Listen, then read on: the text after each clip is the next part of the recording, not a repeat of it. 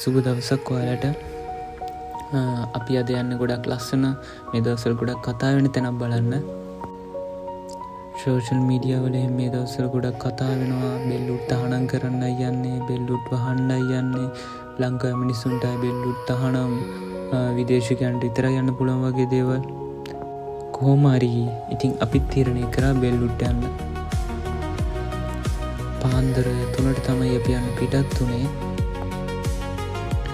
උදේම යන්න පිටත් වුණේ මොකද බෙල්ලුත් මීදුමට තමයි ලස්සන. මීදුම බලන්න ඉතින් කොහොමද දවල් වෙලා ගිහින් බැහැනේ. ඒ නිසා අපි උදේම පිටත් වුණා. උදේ 6 වෙද්දී බෙල්ලුත් වල ඉන්න තමයි අපි හිතාගෙන හිටියේ. ඇත්තටම 6 වෙද්දී යන්න බැරි වුණා. මොකද චූටි බඩි ගින්නක් ඇදලා අපි මග නැවැත්තුවා. එතකොට කොහොමත් එතන පැය භාගයක් විතර පරක් වුණා අපි. කොහොම හරි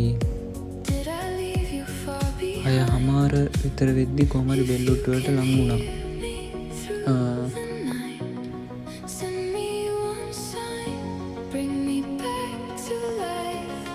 මේ තියෙන බෙල්ලුත් වලට යන පාර ඇත්තටම යන්න නම් අමාරු පාරක් තියෙන්නේ. බයික් වල ගියොත් තමයි ඉතින් ගොඩක් වාහන වලට නම් යන්න අමාරුයි. අපි ඊට පස්සේ බයික් එක නවත්තලා යන්න පිටත් වුණා. කොහොම හරි අපි යද්දී අපිට යාළුවෝ දෙන්නෙකුත් හම්බුණා. මේ දෙන්නේ කොහෙ ගියත් මේ අයිනා වරදින්නේ නැහැ අපිට. කොහොම හරි ඔයාලට කියන්න දෙයක් තියෙනවා. ඔයාලා බයික් යන වාහන දානවා නම් ගෙදරක් තියෙනවා එතන. ඒ ගෙදර නවත්ත යන්න. මොකද එතන සේෆ්. මොකද පාරෙන් දාලා යනට වඩා මම නම් හිතන්නේ එතන දාලා යන එක ඇත්තටම හොඳයි.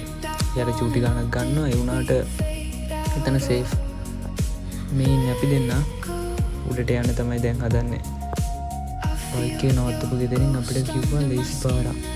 ඒ පාර ළඟයිලු. ඒ වුණාට හැබැයි යන්න අමාරුයි පාරේ. මොකද ගොඩක් කන්ද වගේ තියෙන්නේ. යන්න නම් අමාරුයි. අපි ගිහින් ඕකටත් කියලා ඉතින් අපි කියපු පාරේ ගියා. මොකද අපි මෙතෙතර කලින් ඇවිල්ලා නැහනේ. වටේට කොහෙ බැලුවත් ගස් තමයි තියෙන්නේ. එක වගේම ගස් ගොඩක් තියෙන්නේ. මාර ලස්සනයි.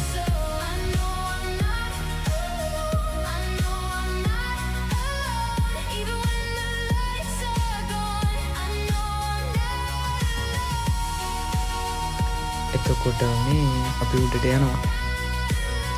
මාර අමාරුවෙන් වැටි ගියා අපි දෙන්න.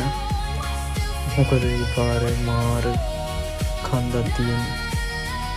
යන්න මාර අමාරුයි. බෑ කියලා බෑනේ. උඩට යන්න මෙතන ලස්සන බලන්න.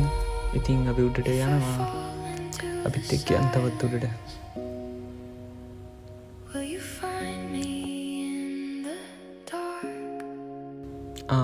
මේ අපි දෙන්න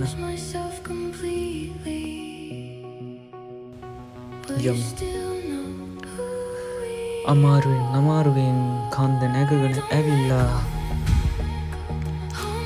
ඔන්න අන්තිමේදී අපි ආවා උඩට.